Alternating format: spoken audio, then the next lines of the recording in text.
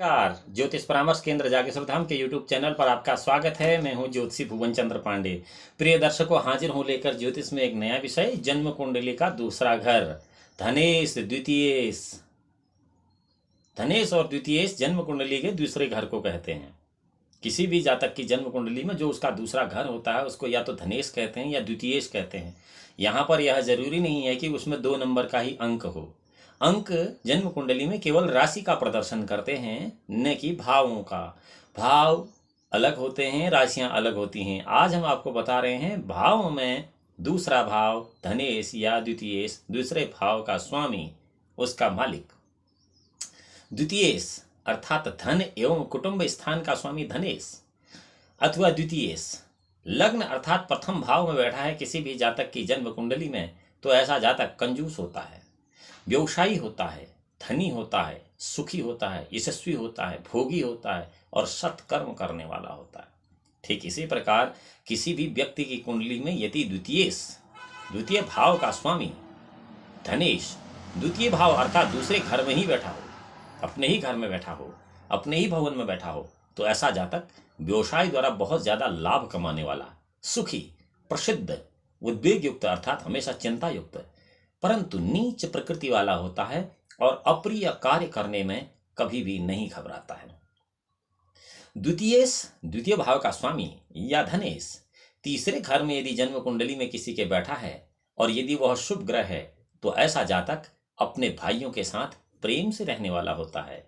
यदि पाप ग्रह हैं तो वह उद्वेगी एवं राजा का विरोधी होता है।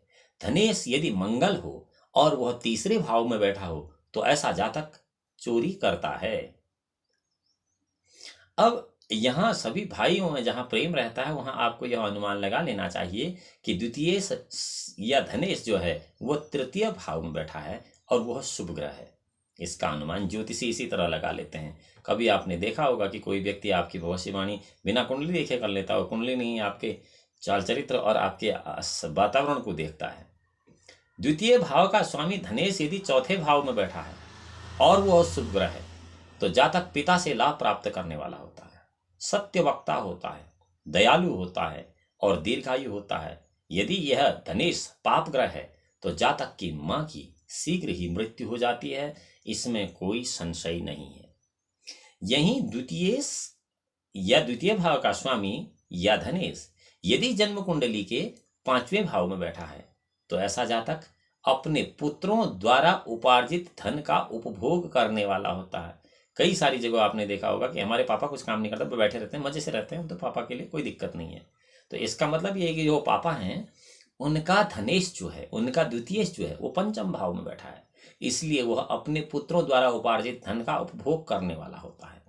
कृपण होता है, कंजूस, दुखी होता है और कठिन कार्यों को करने में कुशल होता है और प्रसिद्ध होता है।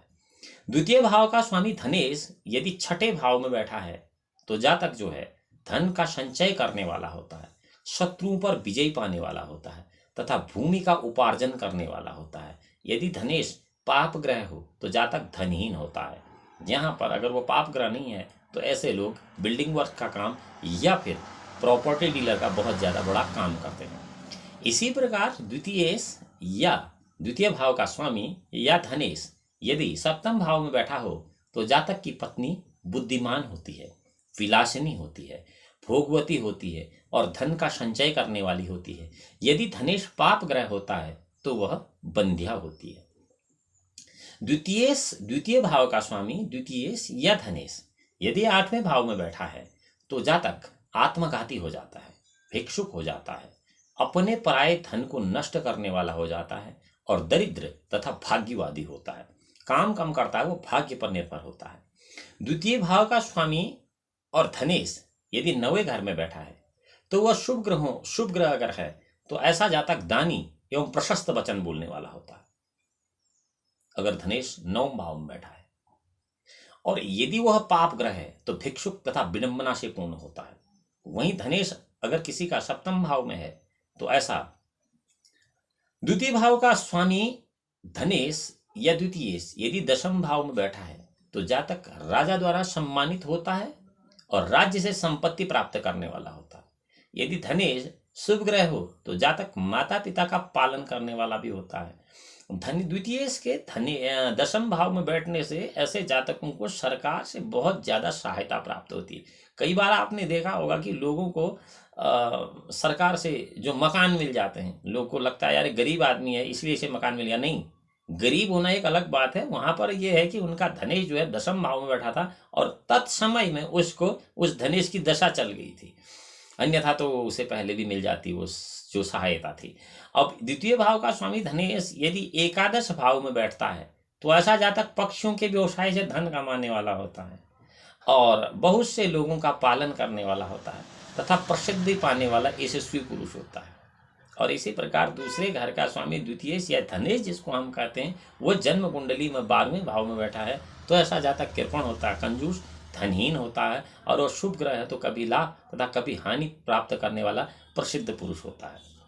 आज मैंने आपको बताया कि जन्म कुंडली के दूसरे भाव का स्वामी द्वितीयेश या धनेश जन्म कुंडली में यदि अन्य 12 में, एक में से 12 भाव में अलग अलग भाव में बैठा हो तो किस प्रकार के फल देता है। अगली वीडियो में आपको तृतीयेश या लग्नेश के बारे में बताएंगे। जब तक आपसे उस वीडियो में मुलाकात करते हैं, भगवान भोलेनाथ आपका परम कल्याण करें। तब तक के लिए नमस्कार।